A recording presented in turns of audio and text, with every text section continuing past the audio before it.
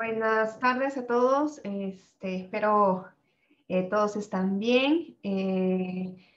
Lugo nos está pidiendo el link de la playlist. Ahorita te lo ponemos. Bueno, para los compañeros que se van integrando, estuvimos en altas y bajas y hay varios compañeros nuevos.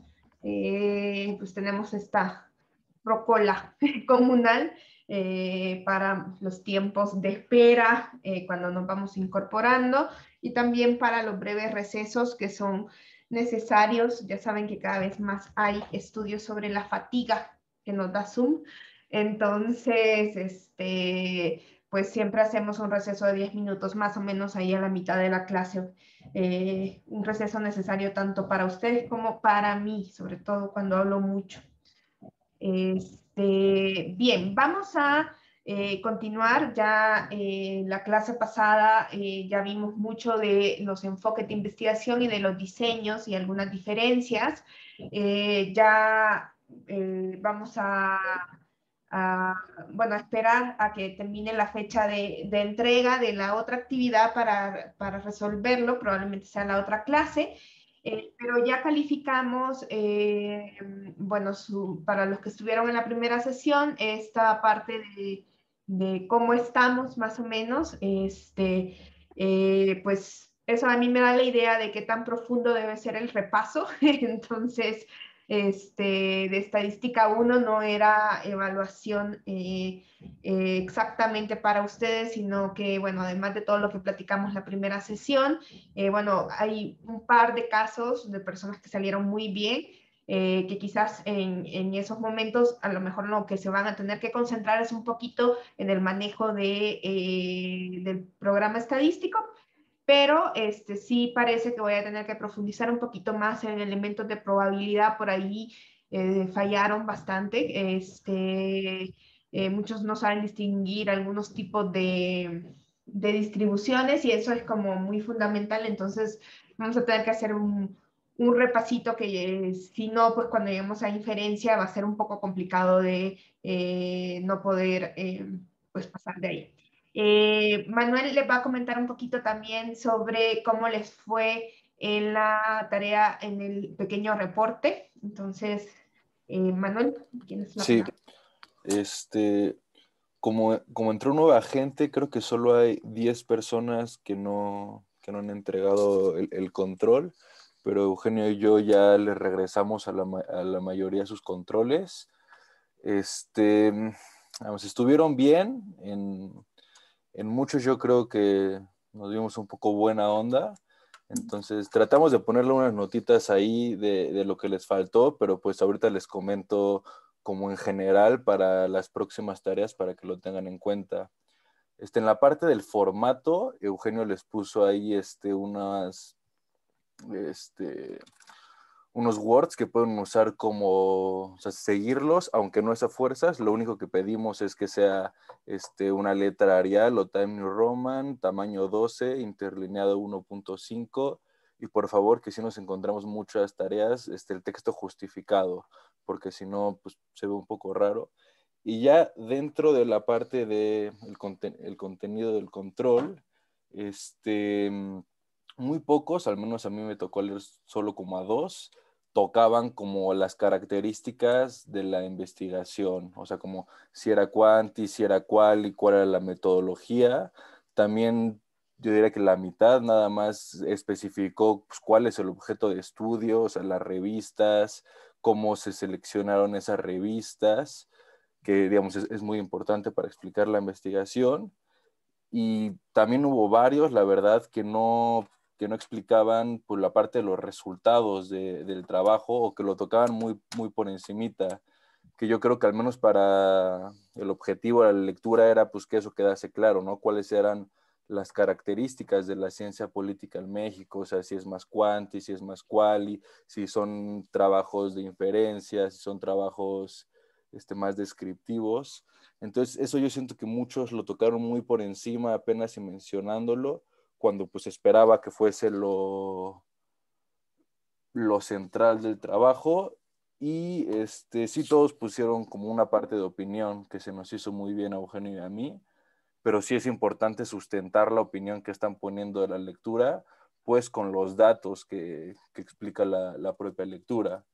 Eso es en general, y ahí pues en sus tareas les pusimos pequeñas notitas de lo que podrían mejorar para los próximos controles, pero digamos, también entendemos que es una pandemia y que es difícil hacer todas estas tareas, pero pues sí, para la siguiente hay que incluir todos estos elementos, principalmente resaltar los resultados del texto que están leyendo, porque si no queda muy poco claro. Eso es todo. No está Eugenio, creo. No sé si él No, quería decir algo. quizás tiene problemas con el internet. Ujú. Y Bueno, de las planillas que puso Eugenio, o sea, pueden tomarlo así o simplemente, digamos, Time New Roman 12 interlineado 1.5 justificado. Pero sí, por favor, para homogeneizar un poco los trabajos. sí, gracias, Vale. Manuel. Sí, Alejandro. Sí, nada más preguntar, en mi control de lectura, bueno, en el trabajo, me pusieron que me había faltado poner datos, pero por ejemplo sí fui más o menos sistemáticamente notando como ciertos resultados, aunque no todos, porque la lectura era como de puros resultados pequeños, ¿no? Y de características, de bastantes características. Entonces, preguntar si sí hay que hacer como el esfuerzo de sistemáticamente notar todas las características y incluirlas en el trabajo. O sea, en esta lectura, pues justo como tú dices, se ve muchos pequeños datos. La verdad no estoy seguro, no sé si fue Eugenio, creo que fue Eugenio porque él ponía Ujú. así que faltaba poner los datos, yo ponía mal los resultados, pero sí hubo muchos que lo ponían, o sea, un párrafo en donde, o sea, en donde ponían dos, tres datos, y yo creo que sí había bastantes variables que analizaba el trabajo. Al final cuenta queda en tu criterio, pero pues sí tratar de desarrollarlo las más importantes. Igual podemos checar bien con Eugenio el caso de Alejandro eh, para, para ver qué pasó ahí.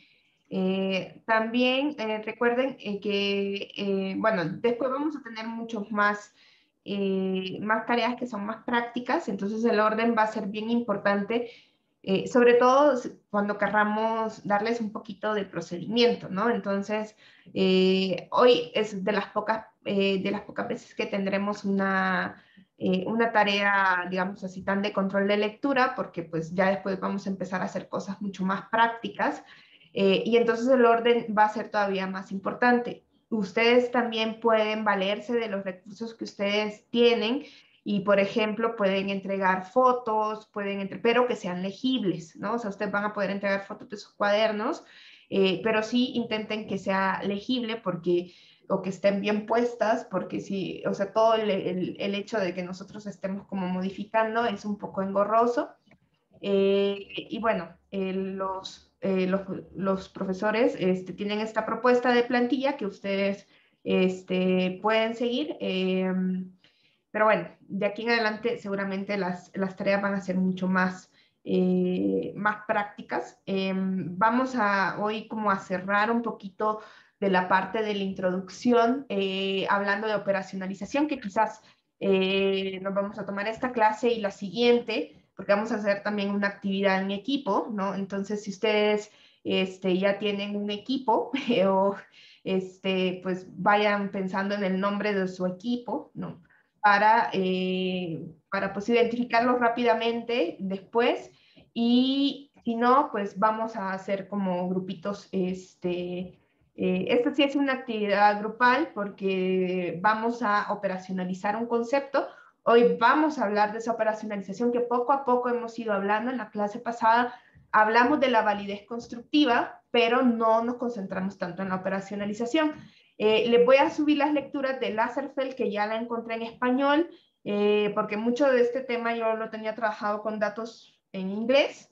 Entonces, hoy ya tengo las lecturas y ya se las voy a subir en breve al Google Classroom o al sitio, a cualquiera, quizás a los dos. No he subido la sesión pasada de Let Puzzle porque estoy ahí que siempre el YouTube me dice que estoy violando un derecho porque dejé grabando durante el receso. Entonces, por eso el retraso de esa sesión. Bueno, vamos a continuar con la exposición de operacionalización. Con respecto también a las tareas, vamos a ir haciendo un montón de pequeñitas tareas y por lo general, sobre todo para los que acaban de ingresar, que sí se pongan un poquito al día, porque pues sí vamos sumando todas esas pequeñitas tareas. Yo sé que pues aparecen ya varias ahí en el Classroom. La del Edpozo, la primera, digamos, no es tan obligatoria, sino era para que se pusieran en sintonía con la clase. Y a los que se van incorporando también que chequen las grabaciones anteriores, sobre todo la primera porque explica cómo es toda la dinámica de la clase, para que no se sientan tan perdidos y que, y bueno, cualquier cosa también nos pueden consultar. Y bienvenidos a los nuevos, y vamos a empezar con esta sesión, que es la cuarta. Entonces, vamos a hablar sobre algunos elementos metodológicos en la operacionalización, sobre todo porque a mí no me gusta que empecemos a abrir la base de datos sin hablar de este tema, porque si no, luego tenemos muchos conflictos y ustedes a veces, sobre todo cuando ya vayan a plantear su trabajo final, nosotros vamos a utilizar la base de datos de la POP y ustedes van a tener que plantear un análisis con esa base de datos que sea propio de ustedes. La base tiene un montón de indicadores y un montón de temas que son como muy relevantes para ciencia política. Ahí si alguno quisiera trabajar con otra base de datos, claro que lo puede hacer, pero no le vamos a poder ayudar de la misma manera.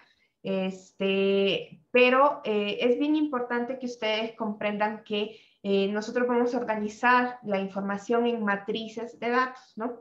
Entonces, estas matrices de datos lo que tienen son, yo siempre me gusta como esta idea del Excelito, ¿no? Que cuando abrimos un Excelito, ¿no? Un Excel, tenemos filas y tenemos columnas, ¿no? Cuando nosotros estamos trabajando con nuestros datos, normalmente las filas son los casos que tenemos, que cada fila representa la unidad de análisis que nosotros estamos revisando, ¿no? Entonces, ustedes van a tener en algunas ocasiones que esas filas representan un estado, un país, una persona entrevistada, ¿no? Entonces, eso es bien importante porque a veces cuando nosotros planteamos investigaciones y quizás sobre todo porque a veces quizás estamos en el mundo más teórico, queremos hacer estas grandes relaciones entre conceptos que son bien abstractos y entonces ustedes dicen así, yo quiero saber cómo la corrupción afecta a la seguridad ciudadana. Bueno, pero entonces hay que preguntarse, ¿cómo estás midiendo corrupción y cómo estás midiendo seguridad ciudadana? ¿Cuál es tu unidad de análisis para hacer ese vínculo? ¿Qué vas a estudiar? ¿Sobre quién vas a hacer las mediciones? Eso es una cosa que sí tardamos como en captar, porque a veces cuando nosotros leemos muchas teorías en el mundo, o sea, nos parece como, claro, la corrupción está afectando la seguridad ciudadana. Y los mecanismos quizás son muy amplios, son muy generales, pero para que nosotros ya lo podamos medir, se vuelve a veces no lo podemos ver tan claramente. Entonces, por eso es bien importante pensar en sobre quién nosotros estamos haciendo las mediciones, cuál es la fuente disponible que tenemos y cómo se ve o cómo quisiéramos, si nosotros estamos construyendo nuestra matriz de datos, cómo quisiéramos que se viera, o si ya existe, entender cómo fue construida, ¿no?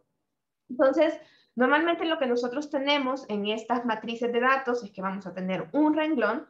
Nosotros tenemos, por este momento, por el tipo de clase que tenemos, vamos a tener quizás bases que están más con un solo nivel de análisis, pero pueden existir diferentes niveles de análisis. Un poquito lo que les comentaba en la clase pasada que se hace con la POP, porque tienes con este análisis multinivel. Pero eso ya es un poquito más avanzado y más complejo, pero existe.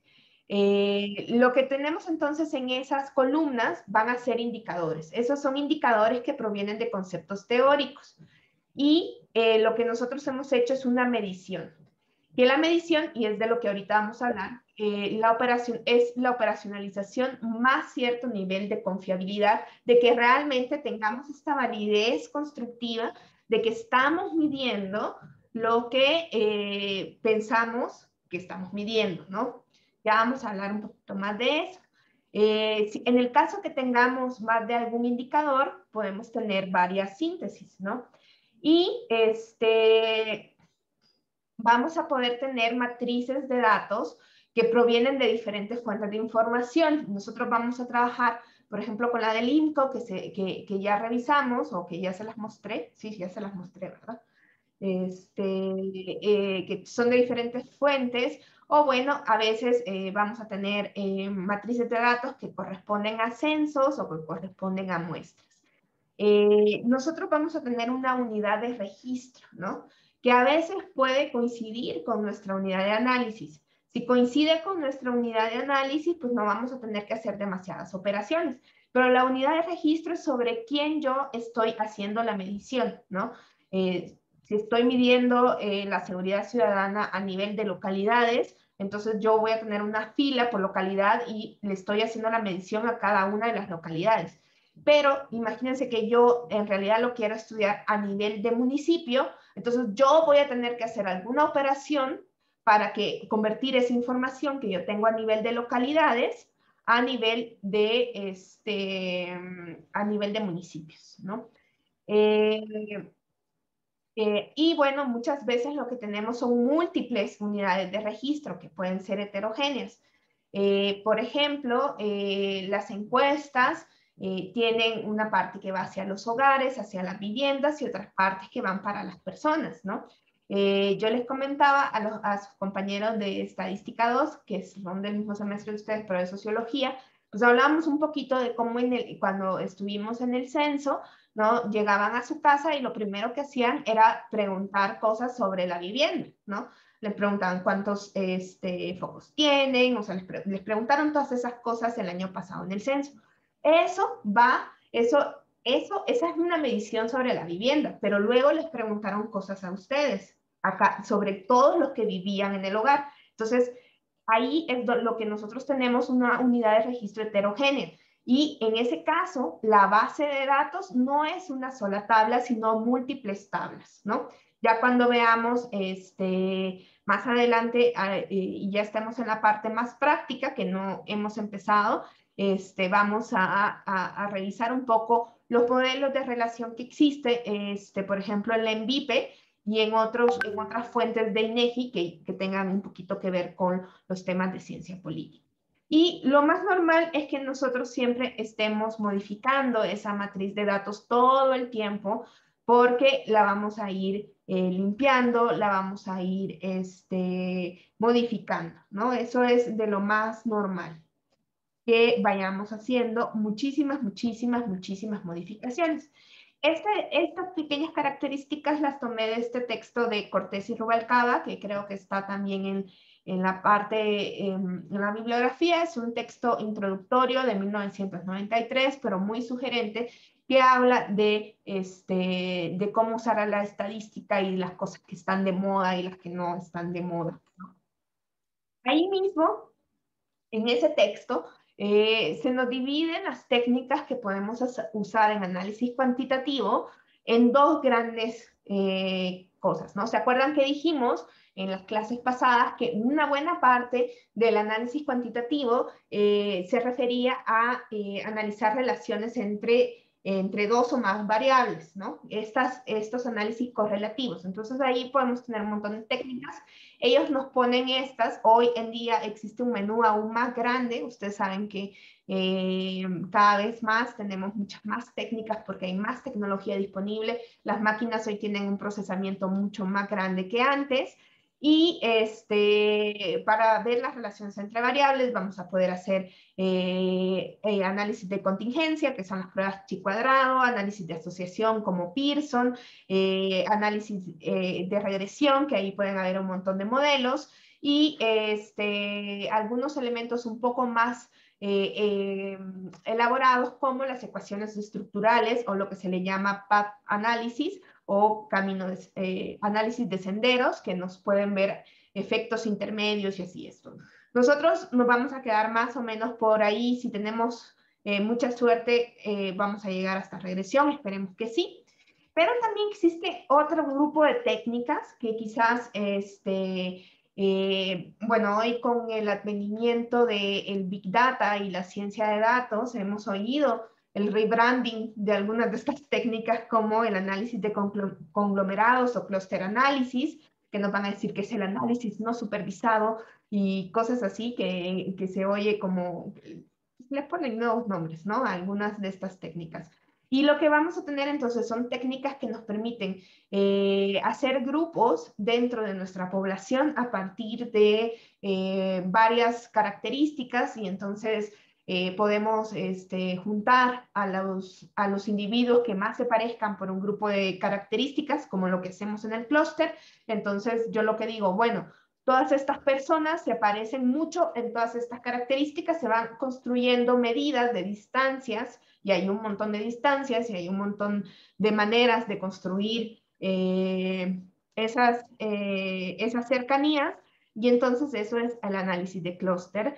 Hay otro grupo de técnicas que lo que va a hacer es resumirnos muchas variables, porque asumimos que estas variables son indicadores de una misma dimensión, o estamos buscando las dimensiones que existen de manera latente en un grupo de variables. Entonces, eso es, por ejemplo, lo que hacemos con el análisis factorial, con el análisis de clases latentes, con el de componentes principales. No vamos a llegar a ver todos, pero quizás en una última sesión vamos a listarlos más o menos para que ustedes tengan como un buen menú y vayan como centrándose. La idea es que ustedes al final de este curso pues tengan los elementos básicos suficientes como para después poder tomar otro curso, o quizás hoy en día con la cantidad de información que existe en línea, quizás ustedes ya tengan como los chances de poder ustedes mismos aprender otro montón de técnicas. Llega un momento en que, si ustedes van a ver en los libros de estadística, llegamos hasta regresión lineal, y ya luego los otros libros de estadística pues ya van a depender mucho de la especialización y el problema que ustedes están planteando. Entonces vamos a hablar de la operacionalización, ¿no? Bueno, primero, mi querida amiga RAE, que me cae tan bien, dice que no existe, ¿no? Esa palabra. La RAE dice que la palabra operacionalización no existe. Entonces, cada vez que yo estoy escribiendo y digo, bueno, operacionalicé esto, y siempre me lo marca el Word, y entonces entro en crisis. Así como buscando mucho, porque claro, es una palabra que yo la he traído del español, del inglés, y que hemos traído del inglés. Sí, es un anglicismo, pero es muy utilizado, pero ahí es como una desconexión entre lo que pasa en América Latina y lo que pasa en el resto del mundo, que es el resto del mundo que habla español y que no está en América Latina son los españoles, pero en América Latina lo conocemos como operacionalización. Y en España lo van a encontrar como operativización, ¿no? O sea, operativización creo que sí existe, y operación, bueno, pero es básicamente como la misma actividad, que es la que estamos realizando, ¿no? ¿A qué nos referimos con operacionalización? Es un paso sumamente importante en el proceso de desarrollo de diseño de estudio. Si ustedes vieron, era la validez, que siempre va a ser importante. Dijimos que habían los otros 3 tipos de validez, que era la interna, la externa y la estadística, pues dependen muchísimo más de nuestro diseño y los objetivos de investigación, pero en el caso de la validez constructiva, esa siempre va a ser importante en cualquier tipo de análisis. Entonces, ¿qué hacemos al operacionalizar? Nosotros lo que vamos a hacer, un investigador o una investigadora, parte de un concepto y conceptualización y vamos a pasar esto a definiciones que nosotros podamos medir de manera empírica, ¿no? Entonces, si ustedes van a ver, si ustedes revisan cualquier manual, ¿no? Así de estos manualitos que dijimos que nos dan pasito a pasito y que ya discutimos un poco que el proceso es menos lineal de lo que creemos y que volvemos y que vamos y que entonces, no, esto aparte es como pues un poco el triángulo de las Bermudas, o sea, todos sabemos que ahí está, pero pues hay como un desenfoque, pasan de eso muy rápido, ¿no? Si lo quieren buscar en algún manualito de investigación, probablemente va a estar entre el planteamiento del problema o delimitación del tema y las estrategias de medida, por ahí, ¿no? Pero como que no se plantea tanto. ¿Por qué no se plantea tanto? Porque es un proceso lógico que se adapta a cada investigación particular y algunos van a decir, y yo estoy de acuerdo, que es un proceso básicamente artesanal, ¿no? Es único. No puede ser generalizado, no podemos dar una receta, porque también parte del proceso mental que tenemos nosotros cognitivo, ¿no? Entonces, por aquí me robé esto de unos señores españoles. Lo que nos dicen es que nosotros vamos a tener que vamos a partir de un concepto, que es esta idea como general que tenemos, y vamos a ver que esto es algo que planteó Paul Lazarsfeld desde siempre, que es un sociólogo muy famoso que se concentró en esto y, bueno, y él estudiaba mucho el lenguaje. Entonces, de entrada, ahí Lazarsfeld empieza a decir que todos partimos de un concepto que es una idea general, ¿no? Y luego de ese concepto pasamos a otras subunidades que les podemos llamar propiedades o unidades de análisis, o le podemos llamar dimensiones, y dentro de esas dimensiones vamos a convertir esos atributos o propiedades en variables, que es lo que ya nosotros vamos a medir y analizar, ¿no? Entonces, ¿cuáles son las grandes dos? O sea, que la operacionalización va a llevar dos grandes cosas: la conceptualización y la medición. La conceptualización es todavía una parte que es como un proceso teórico, ¿no? Todavía no estamos en el mundo empírico, mediante el cual se clarifican las ideas o constructos teóricos. Ustedes, cuando leen toda la parte teórica que ustedes analizan o que van a tener que analizar cuando hacen una investigación o su tesis o algún otro elemento, van a revisar la teoría, ¿no? Y nosotros nos posicionamos frente a esa teoría y a veces retomamos elementos y entonces construimos un marco teórico, ¿no? Entonces, nosotros vamos a tener una definición de ese constructo teórico y normalmente partimos del significado que pensamos que dentro de ese grupo, corpus, es lo que se le suele asignar a lo que yo estoy llamando. Obviamente, por ejemplo, no va a ser lo mismo si yo estudio, por ejemplo, las ganancias, si yo partí de Marx a que si yo partí de un libro de marketing, ¿no? Entonces, es en el medio de lo que yo estoy hablando de mi marco teórico. Y la medición, que es un proceso que vincula operaciones físicas, porque aunque sea que yo apreté un botón en una computadora, es un proceso físico de registro, ¿no? Y que normalmente está relacionado con asignar alguna operación matemática a objetos, ¿no? Y digo matemática porque incluso cuando son variables que son de tipo de atributos o cualitativas, nosotros normalmente le vamos a asignar un número de falso y verdadero, 0 y 1, de la presencia de ese atributo a ese elemento, ¿no? Entonces, eso es lo que nosotros vamos a a revisar. Entonces,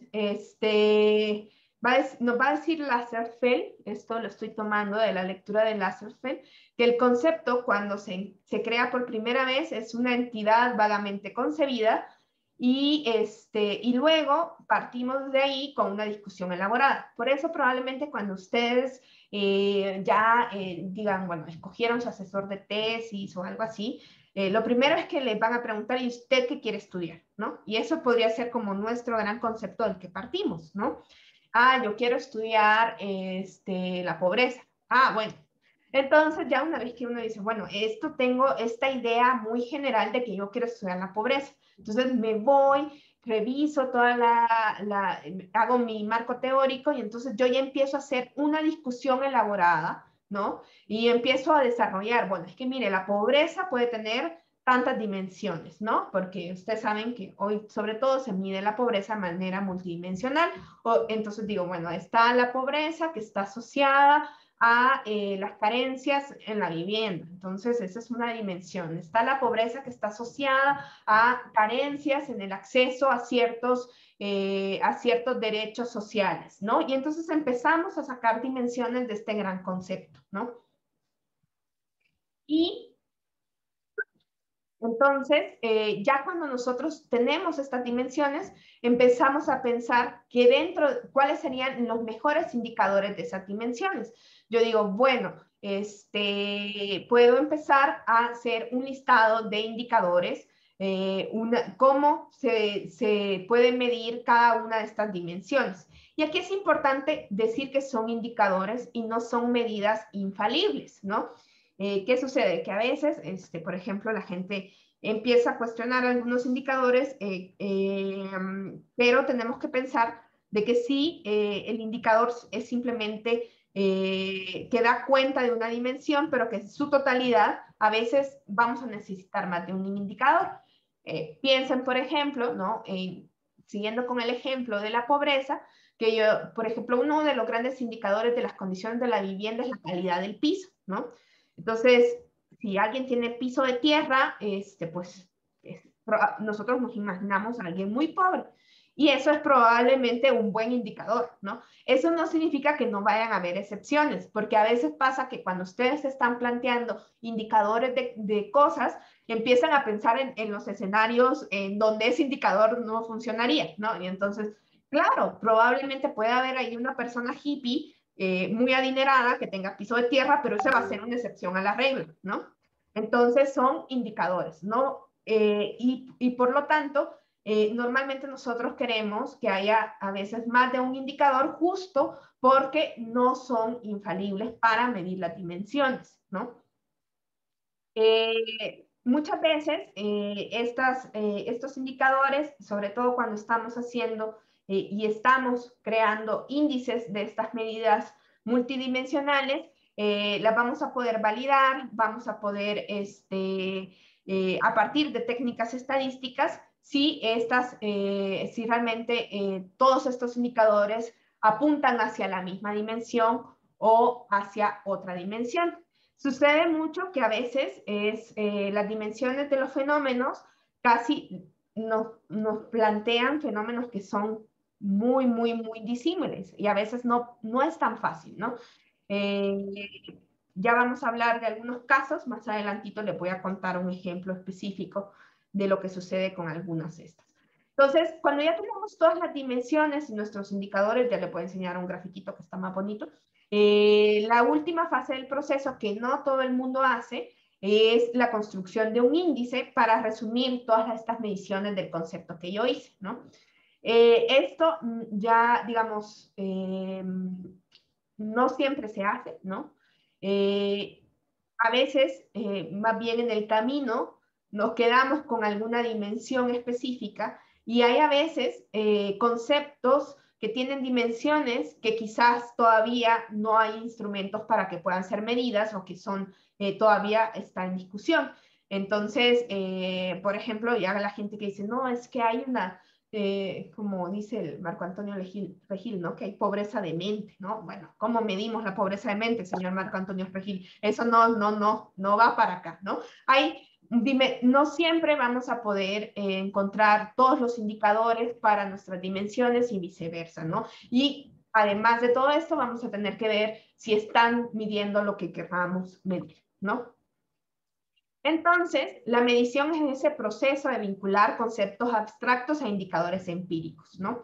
Digamos que en el mundo de las ideas va a estar el concepto, ¿no? Que no es observable, pero que nosotros, y es una palabra que nos gusta mucho en ciencias sociales, o sea, nosotros pensamos que estos conceptos que están en el mundo de las ideas están latentes en la realidad, ¿no? Entonces, lo que vamos a tener de este concepto son elementos que sí son observables y esos son los que nosotros vamos a medir, ¿no? Entonces, lo que nosotros vamos a hacer es que ese observable lo vamos a incorporar en nuestro proceso de investigación. Normalmente puede ser a partir de una pregunta que nosotros incluimos en un cuestionario o una entrevista. Eso si estamos haciendo investigación del tipo cuantitativo. Si estamos trabajando con investigaciones cualitativas, también existe este proceso de operacionalización. El proceso es un poco diferente en el orden en que aparecen algunas cosas, pero, por ejemplo, nosotros podríamos decir que un proceso de medición podría ser que yo grabé cierto elemento en una entrevista o que yo registré a esta persona diciendo algo, ¿no? Entonces, eso es la medición, ¿no? Para que no piensen que estamos tan lejos del continuum de construir el dato empírico desde lo quali o desde lo quanti, ¿no?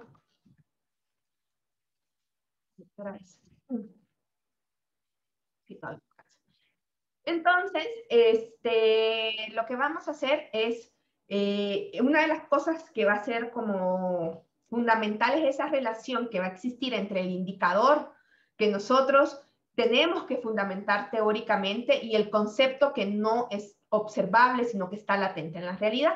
Y, digamos, el gran problema a veces es en concretar esa correspondencia entre, o sea, yo digo, esto es un indicador de esto y esto es otro, ¿no?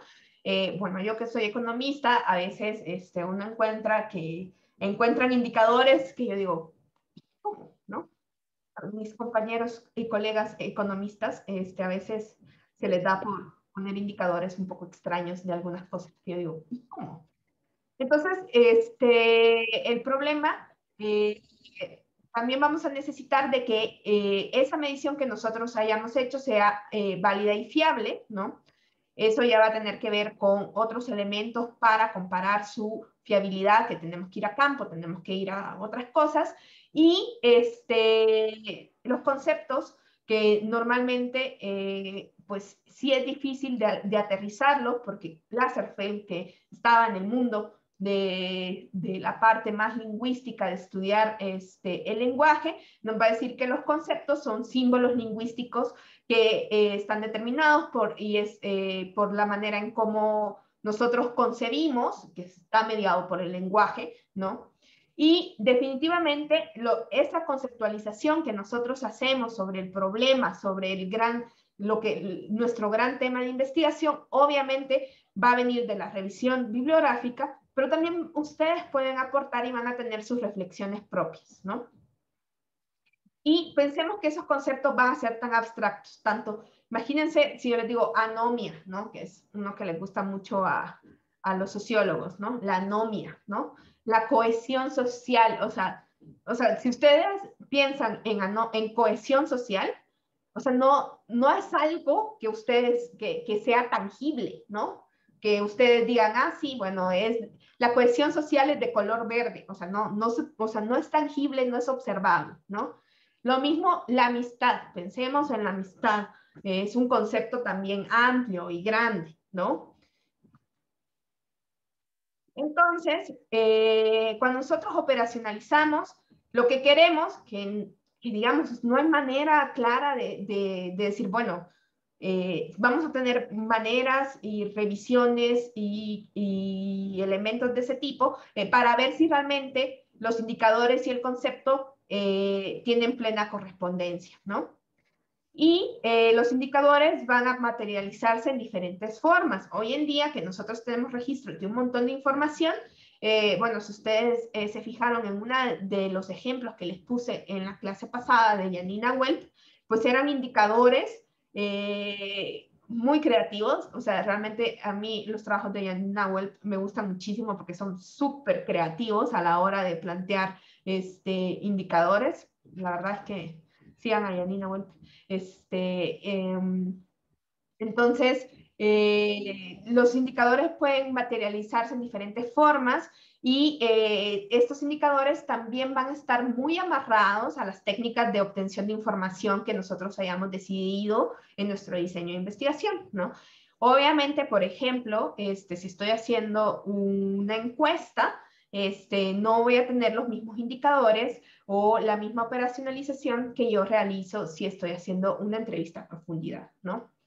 Y siempre, siempre, y no lo vamos a poder quitar, es que vamos a tener incertidumbre, ¿no? Y nosotros desde lo cuantitativo, esa incertidumbre la vamos a trasladar al mundo de la probabilidad y de las leyes de la probabilidad para tratar de minimizar esa incertidumbre a partir de la confiabilidad de nuestras mediciones. Entonces, lo que nosotros vamos a hacer es que vamos a tener variables, ¿no? Todo esto de la conceptualización y operacionalización, en algunas ocasiones se puede entender como la especificación de variables y los atributos que las componen. ¿Alguien me podría decir qué es una variable?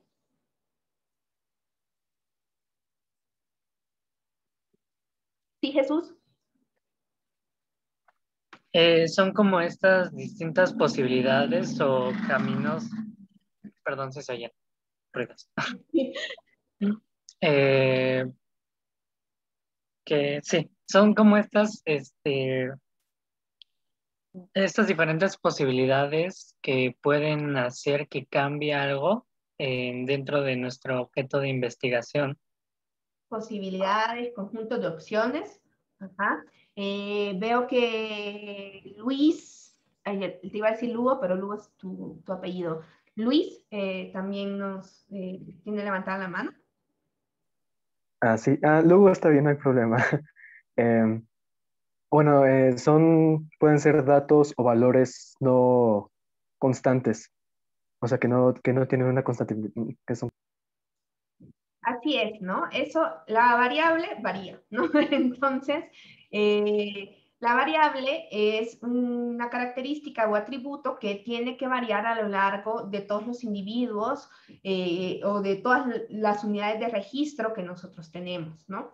Y entonces, medir una variable va a ser el proceso de asignar esos valores o categorías a cada uno de los elementos de nuestro objeto de estudio. Vamos a necesitar al menos 3 requisitos para nuestras variables. Una, la exhaustividad, ¿no? Que yo esté midiendo todo, ¿no? Que no me quede con espacios que no están siendo medidos. ¿Esto a qué se refiere, no? Imagínense que yo les digo que a mí se me olvida que existe el color verde entre las opciones. Entonces ahí ya no sería exhaustiva la manera en que yo la medí porque bueno, no sé, se me olvidó el color verde, no me gusta el color verde, no lo puse en mi cuestionario, entonces eso ya no sería exhaustivo porque no estoy poniendo todos los colores disponibles, ¿no? La exclusividad es que yo no puedo tener 2 valores al mismo tiempo de una misma variable, ¿no? O sea, yo puedo decir, bueno, ¿cuál es su color favorito? Y quiero decir, verde y azul. No, señora, usted tiene que decir solo uno, ¿no? Entonces, esa es la exclusividad y la precisión que realmente nosotros estemos midiendo lo que queremos medir y la precisión a veces también va a depender de la escala de medición que nosotros estemos utilizando, ¿no? Acá me robé este cuadrito de Sean D'Ancona, que también lo tienen en sus lecturas. Este es el capítulo 4, es un libro viejito, pero que me gusta esto, ¿no? Entonces, nos dice que, por ejemplo, según el nivel de medición, las variables pueden ser cualitativas o no métricas, y ella las separa en nominales y ordinales. y las cuantitativas o métricas que pueden ser de intervalo o de razón o proporción, ¿no? Dentro de las variables cuantitativas vamos a poder tener continuas y discretas, y ella agrega otros tipos de variables que ya tienen que ver un poquito más con el diseño de nuestra investigación, ¿no? Por ejemplo, de acuerdo a la función en la investigación, nosotros vamos a ver que vamos a tener, y una de las cosas que a veces sí cuesta ver es cuál es nuestra variable dependiente, cuál es la variable que nosotros queremos explicar, y nuestra variable independiente, que es la variable que nosotros queremos, la independiente es la que nosotros decimos que explica la dependiente, y vamos a tener otro tipo de variables que vamos a llamar perturbadoras, ¿no? Las variables perturbadoras son variables que pueden estar mediando esa relación entre mis variables dependientes e independientes. Vamos a tener variables, por tanto, que yo voy a introducir como control para ver mejor la relación que existe, y otras perturbadoras que existen en nuestra, en esta relación que nosotros estamos observando, y hay a veces variables que no vamos a saber que están ahí, ¿no? Pero bueno, esas son otra cosa que después vamos a ver. Y de acuerdo al nivel de abstracción, que esto tiene que ver directamente con lo que estábamos hablando, en algunas ocasiones, a veces algunos estudios lo que van a plantear es que ellos tienen una variable general, tipo pobreza, ¿no? Intermedia, las dimensiones de la pobreza, y las empíricas, que ya son estos elementos que se pueden medir, ¿no? Estos indicadores. Entonces, nosotros vamos a trabajar muchísimo con estas de acá, ¿no? Con estas realmente nos vamos a quedar con las del número 3, pero está bueno que ustedes, si pueden echarle una ojeada al capítulo 4 de Sean Ancona, está súper bien. Veo algo en el chat, pero a ver. Ah, era Emiliano que me estaba contestando a mi pregunta y yo no la vi. Perdón, Emiliano. Sí, Emilio, no Emiliano, nos comentaba que la variable puede tomar diferentes valores. Así es, ¿no? Muy bien, muchachos. Entonces, en las escalas de medición, vamos a tener que eso va a determinar las operaciones que nosotros podemos hacer con nuestras variables, ¿no? Va a ser bien importante que ustedes sepan la naturaleza de su variable en todos estos elementos, ¿no? Que ustedes sepan que están trabajando con un indicador, que ustedes sepan que están trabajando con su variable dependiente o independiente. No siempre tenemos esas formas de variables dependientes e independientes, solo cuando estamos haciendo estudios correlativos, ¿no? Si nosotros solo estamos haciendo ya ahorita vamos a ver que sí pueden haber investigaciones donde, por ejemplo, nosotros estamos operacionalizando un concepto específico, entonces ahí, bueno, estamos operacionalizando la pobreza y yo estoy viendo las dimensiones de la pobreza, pero quizás no tanto estoy viendo cómo la pobreza se relaciona con otros elementos. Entonces, cuando nosotros ya medimos, ¿no? A veces esta decisión de medir es un poquito mezcla de la naturaleza de lo que estamos midiendo y, por otro lado, a veces decisión del investigador o investigadora, ¿no? Por ejemplo, hay cosas que son netamente dicotómicas, ¿no?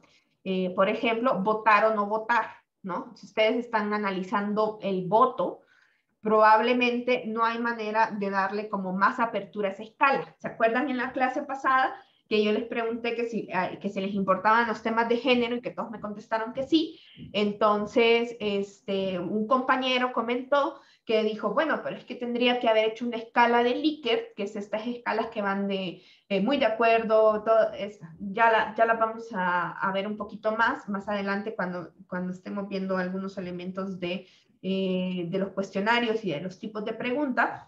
Entonces, el compañero decía, bueno, es que usted tendría que haber puesto como más opciones, ¿no? Sí, entonces, pero ven que eso sí era posible porque era como plausible. En el caso de votar, a veces la misma naturaleza de la variable nos dice, ¿sabes qué? Esto va a ser dicotómico, de sí y no, de existe o no existe, ¿no? Entonces es un poquito combinación de la decisión de cómo yo decidí que voy a medir y que este es mi indicador de esta parte del concepto, ¿no? Entonces, vamos a poder tener también escalas ordinales y de intervalo y de razón. La diferencia entre la del intervalo y de razón es que la de razón nos va a permitir hacer una nueva operación, que es poder calcular básicamente el coeficiente de variación, y donde existe un cero absoluto que nos mide la ausencia de todo, ¿no? Esas son las de razón. Las de intervalo no necesariamente el cero nos mide la ausencia de algo, ¿no? Piensen en la escala del, ¿cuál es la de Fahrenheit, no? Sí, Miguel. Profesora, bueno, una duda que tuve alguna vez con la de razón era, o sea, sí, de que sé que hay como una escala de, digamos, de un cero absoluto a hacia arriba, pero bueno, no sé, estaba pensando, por ejemplo, en las preguntas que hacen respecto a la hacienda, así como de cuántos, no sé, aparatos eléctricos hay, ¿no? Y, o sea, ese sería un tipo de escala de razón o sería ordinal, me parece, no me acuerdo bien. Pero Sería de razón, porque el cero está midiendo algo, ¿no? Lo que probablemente suceda es que también hay a veces la propia naturaleza del comportamiento de nuestra variable, o sea, nos damos cuenta que aunque, bueno, nosotros dijimos, bueno, aquí yo estoy contando cuántos aparatos electrodomésticos tiene este hogar, y lo que nos vamos a dar cuenta es que es una variable quizás que tiene muy poca variabilidad y que a lo mejor nos toca después recodificarla en esto que dijimos que es la naturaleza propia de la matriz de datos que va evolucionando y que probablemente, pues como todos tienen entre 2 y 3, aunque en teoría nosotros pensamos que es de razón porque el cero es la nada, la vamos a terminar analizando un poquito como una escala ordinal o nominal, ¿no? Por el mismo desempeño que tuvo la variable en campo, ¿no? Entonces es un poquito que nosotros vamos afinando, porque si yo tengo que todas las personas tienen entre 0 y 3, o sea, aunque yo sé que estoy midiendo algo tangible que tiene una escala así, de este tipo, pues no va a tener como la misma naturaleza que el resto de variables, sobre todo cuando las metemos en modelos estadísticos. Capaz para promedios y desviaciones no haya tanto problema, pero para otro tipo de cosas sí, ¿no? Entonces, como que a veces nosotros vamos a ir tomando estas decisiones que también van a ser metodológicas, es decir, bueno, es que en realidad todas las personas tienen entre 0 y un par más. Entonces, en lugar de trabajarla de manera numérica, yo pues la voy a terminar trabajando de dicotómica de tiene o no tiene, ¿no? ¿Qué pasa, no?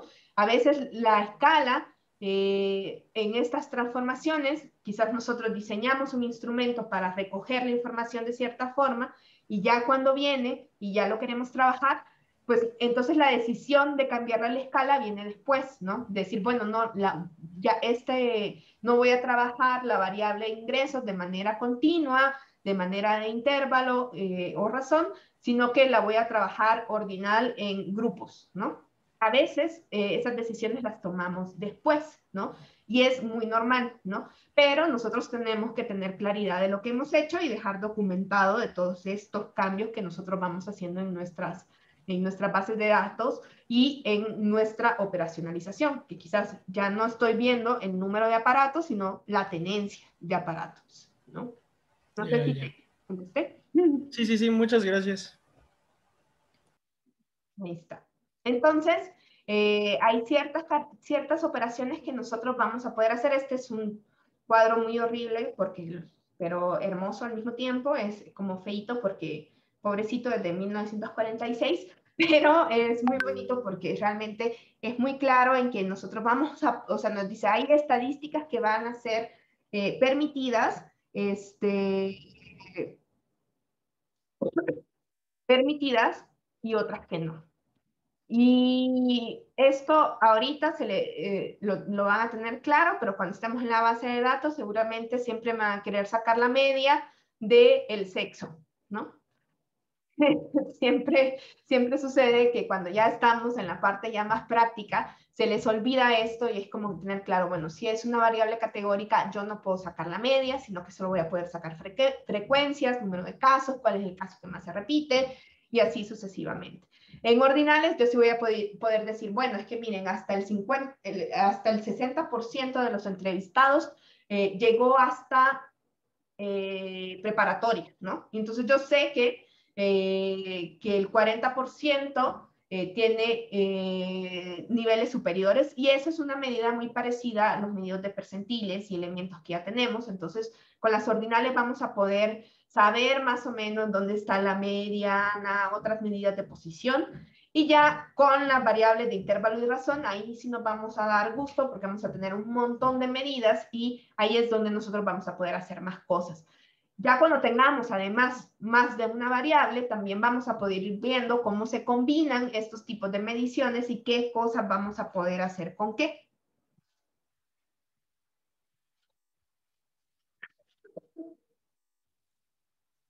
¿Qué hora es, muchachos? Las 4:05.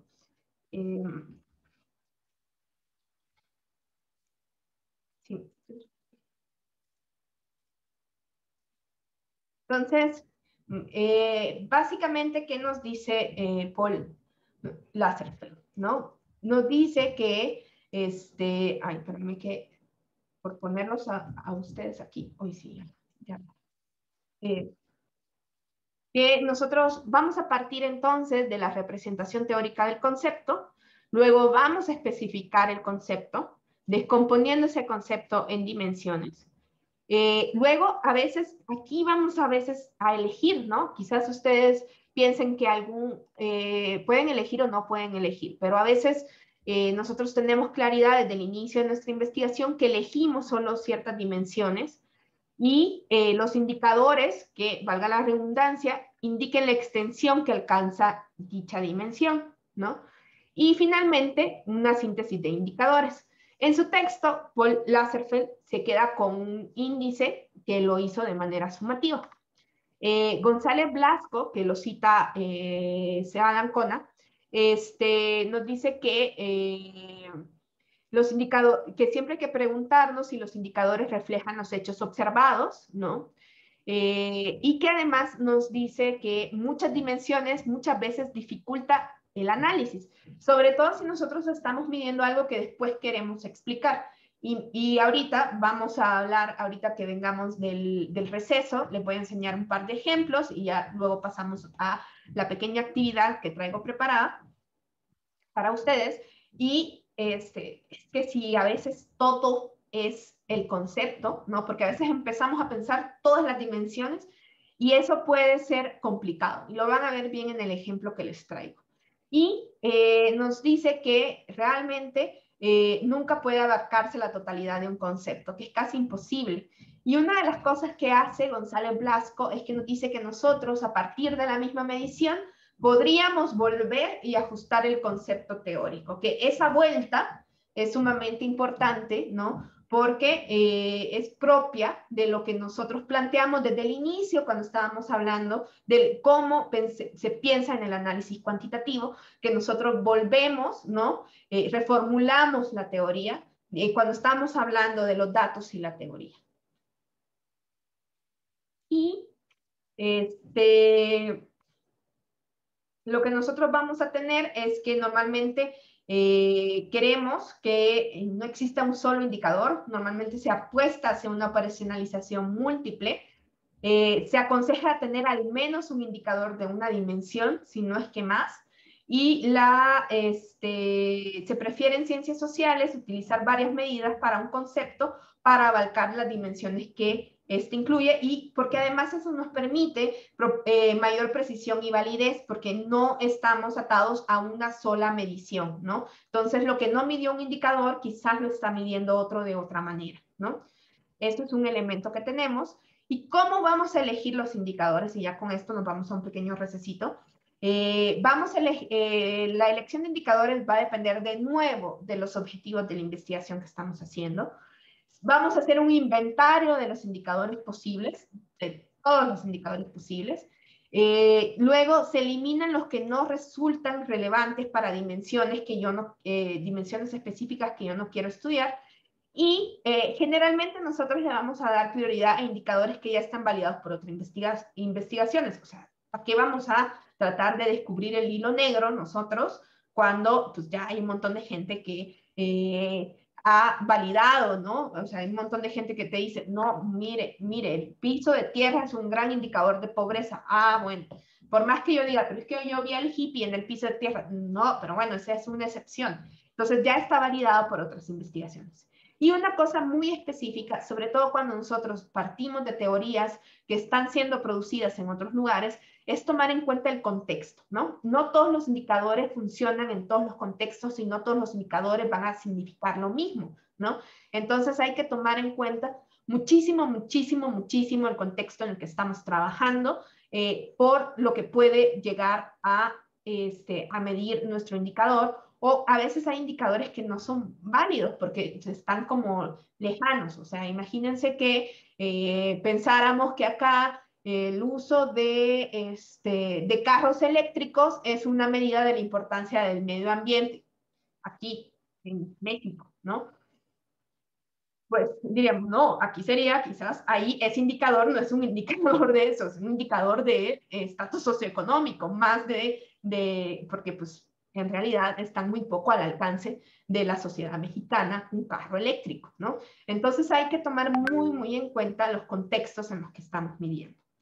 Listo, vamos a tomarnos un pequeñito receso de 10 minutos, volvemos a las 4:21 para enseñarles un par de ejemplos y que empiecen con su actividad. Y sí voy a poner a... Bueno, vamos a continuar ya para cerrar con un par de ejemplos. Primero voy a empezar con un ejemplo que lo vamos a ir viendo mucho, porque vamos a trabajar con esta base de datos. Déjenme ponerlo acá. Nosotros vamos a trabajar justo con esta. Esta es... esto es lo que hace el Instituto Mexicano de la Competitividad, es el índice de competitividad estatal. Lo que ellos hacen es que dice que la competitividad se mide a partir de muchas dimensiones, ¿no? Se mide, por ejemplo, a partir del sistema de derecho confiable y objetivo, y este tiene todas estas dimensiones: manejo sustentable del medio ambiente, sociedad incluyente, preparada y sana, sistema político estable y funcional, gobiernos eficientes y eficaces, mercado de factores eficientes, economía estable, sectores precursores de clase mundial, aprovechamiento de las relaciones internacionales, un montón, ¿no? Son básicamente, son 100 indicadores, 99 indicadores. Entonces, es un montón.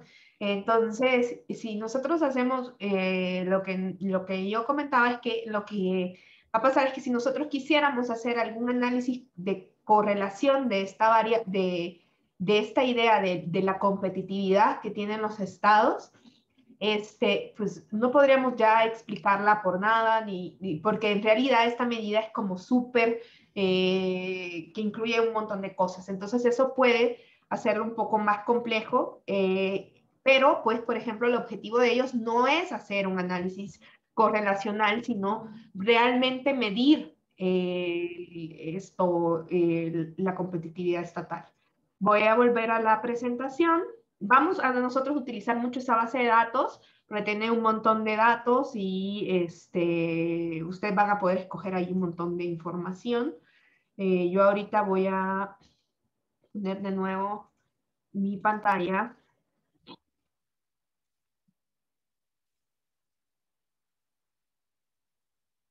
Entonces,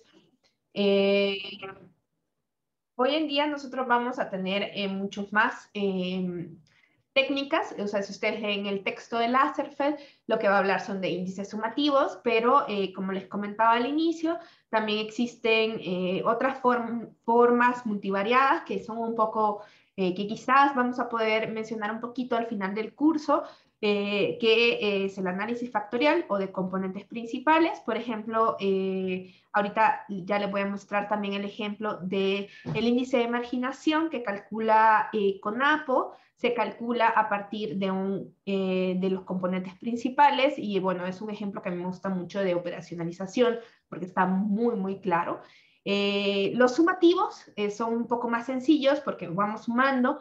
Muchas veces también se organizan a partir de promedios de escalas de Likert, que son estas escalas de muy de acuerdo, que pueden ir de muy de acuerdo a nada de acuerdo y que son escalas de este tipo que ya cuando veamos cuestionarios en las próximas sesiones vamos a hablar un poquito de ese tipo de escalas. Y una de las ventajas es que estos de acá, con técnicas multivariadas, van a depender de la varianza y no de otros criterios, y no van a poder ser tan fácilmente replicables. En cambio, los índices que a lo mejor son normativos es que se está comparando contra una norma.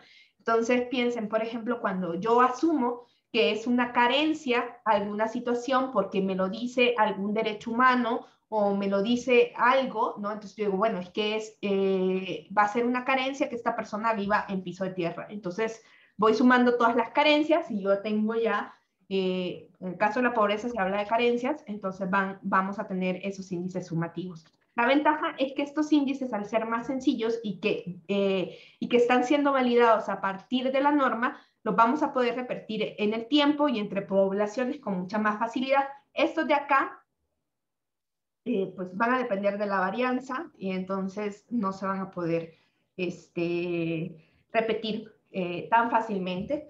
Fernando Cortés tiene muchas investigaciones para poder comparar el índice de marginación que se hace, el índice de marginación se hace desde 1900, o sea, se ha calculado desde 1990 para los datos que provienen de los censos, de los conteos y de la encuesta intercensal. Ahorita lo vamos a ver. Pero antes de pasar a ese ejemplo, quería pues mencionar un poquito que cómo hacemos esa operacionalización de indicadores de investigación cualitativa. Claro que podemos nosotros tener variables en la investigación cualitativa. Podemos tener dimensiones de un concepto también. Pero el asunto va a estar un poco en el orden. Probablemente nosotros cuando estemos en lo quali, los conceptos van a emerger de los datos y entonces, o sea, va a venir, digamos, la conceptualización podría venir un poquito después, ¿no? Pero bueno, eso ya lo verán ustedes en el próximo semestre.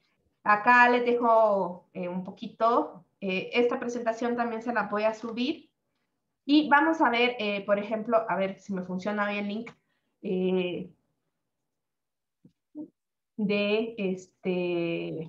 obviamente ustedes no lo ven, lo tengo que cambiar. Este es el concepto y las dimensiones de la marginación que hace CONAPO. Miren, es súper bonito, ahí está, ponen los antecedentes, el concepto de marginación. Luego ellos dicen, y esto lo voy a hacer un poquito más grande, a ver si acá. Aquí está el esquema, ¿no? Entonces, parten, o sea, es como siguiendo los pasitos de Lazarsfeld. Entonces, parten de esta noción casi lingüística de lo que tenemos por marginación. Entonces, ellos dicen que es un fenómeno estructural múltiple que valora dimensiones, formas e intensidades de exclusión en el proceso de desarrollo y disfrute de sus beneficios. Entonces, ellos dicen, y se quedaron solo con las dimensiones socioeconómicas, y tienen 4 dimensiones socioeconómicas que responden a diferentes formas de exclusión.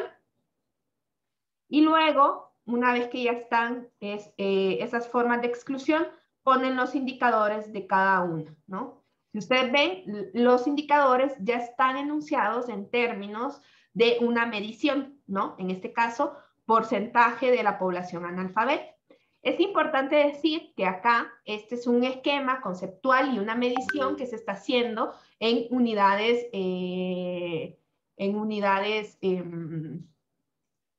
geográficas. El índice de marginación se calcula para entidades y se calcula para municipios, ¿no? Entonces ustedes pueden ir viendo acá que son porcentajes, ¿no? Entonces es una medida, ¿no? ¿Sí? ¿Hasta acá todo quedó claro? Voy a lanzar la encuesta. Ay.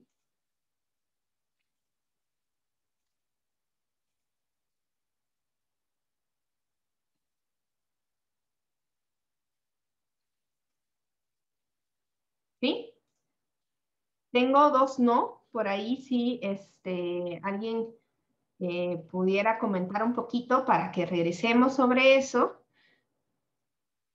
Mientras, capaz que queda más claro ahorita que ya nos vayamos a trabajar en grupo y lo que van a hacer es esto. Ya ahorita después habilito el Google Classroom para que igual va a estar bueno que lo compartamos en la próxima sesión. Probablemente no acabemos, ¿no? Porque ya son las 4:30 y solo tenemos 20 minutos, pero le vamos a dedicar un par de minutos también en la próxima sesión. Lo que vamos a hacer es que en grupo, y siguiendo el esquema de Laserfeld, que ahorita ya se los voy a pasar también por el WhatsApp, la diapositiva donde tenemos los pasos, y siguiendo un poco este ejemplo que vimos de CONAPO, es que ustedes se planteen cómo operacionalizarían el concepto de la amistad basados en sus propias reflexiones personales, como dijimos que la operacionalización partía de revisión bibliográfica, pero también de reflexiones personales, y luego vamos a comparar las operacionalizaciones que entre los grupos hicimos. Vamos a ver si llegamos a los mismos indicadores o no, a las mismas dimensiones o no, ¿sí? Entonces, hay algunos que ya tengan grupo de trabajo. Quiero ver en los chats, tengo 4 nos, pero no tengo por aquí, no sé si a Eugenio y a Manuel les han dicho alguna duda. No, soy nuevo, dice.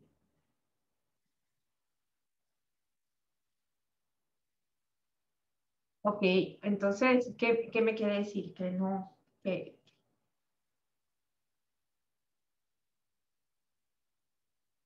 bueno, no entendí. Entonces, Es que no tiene tiempo de trabajo, ¿no? Ok. No tienen, no, es que por si algunos ya tenían, entonces, voy a hacer los grupos de nuevo de manera aleatoria. Somos 28. Lo que sí es que anoten bien con quién están trabajando para que al inicio de la clase del próximo... No, miren, muchachos, tenemos que hablar una cosa antes de irnos a trabajar en grupo. El lunes habrá una marcha por el Día de la Mujer. El lunes es 8 de marzo, ¿no? Esta marcha está siendo convocada para la tarde, ¿no? Entonces, en solidaridad con las compañeras que van a asistir, que a las cuales yo realmente les pido, por favor, que vayan con careta, cubrebocas y que sean muy, muy, muy cuidadosas, por favor, porque en estas condiciones me da mucha ansiedad que haya una marcha, entonces no habrá clases el próximo lunes, ¿no? Entonces, por solidaridad con las compañeras que quieran manifestarse por los derechos de todas las mujeres, ¿sí? Entonces, igual les vamos a mandar un recordatorio el día lunes, recordándoles que no hay clase, pero bueno, entonces igual anoten con quién están trabajando para que el jueves retomemos el trabajo. Entonces voy a hacer los grupitos, anoten bien con quién están y somos 28 y voy a crear entonces unos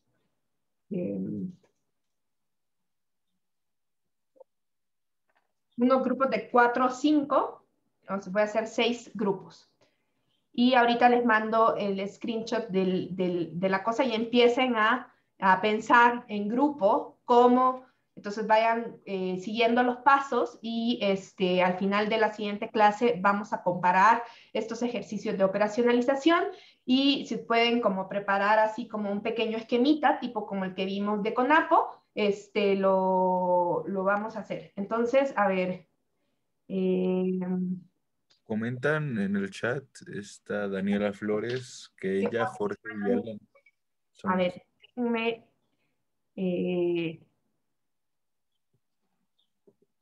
entonces, quiero ver cómo tendría que hacer.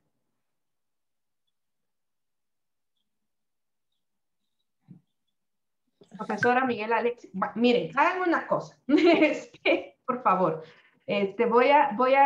pónganse, así como, por eso es que les dije que hicieran como un nombre, entonces cámbiense el nombrecito a algún nombre de equipo para que sea más fácil meterlos en el mismo equipo, ¿sí? A los que son del mismo equipo. Y ahorita los arreglo. A ver, voy a crear, vamos a ver, name los bunkers.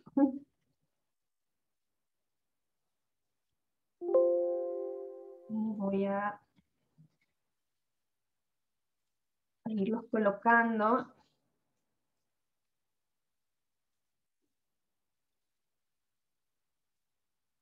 Pero pongan también su nombre, Juan.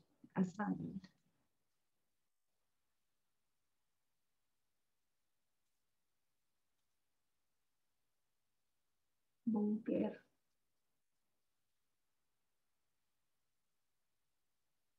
Bunkers. Ok.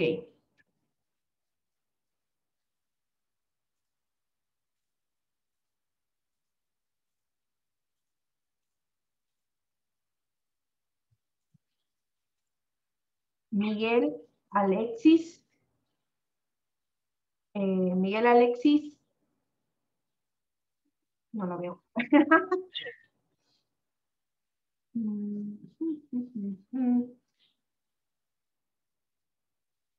Daniela Flores, Bunker, aquí, Bunkers, ahí está. Daniela Flores y ¿quién más? ¿Era otro grupo? Daniela Flores, Jorge, pero ¿cuál Jorge? Este, eso les íbamos a decir que hay nombres que se repiten, mijos, así que Jorge Grande. Y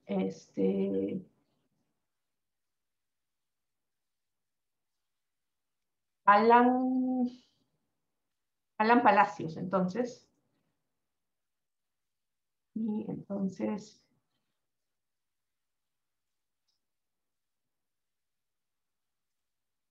bien, entonces solo que aquí tengo que mover algunos para el 8. Ahí está. Y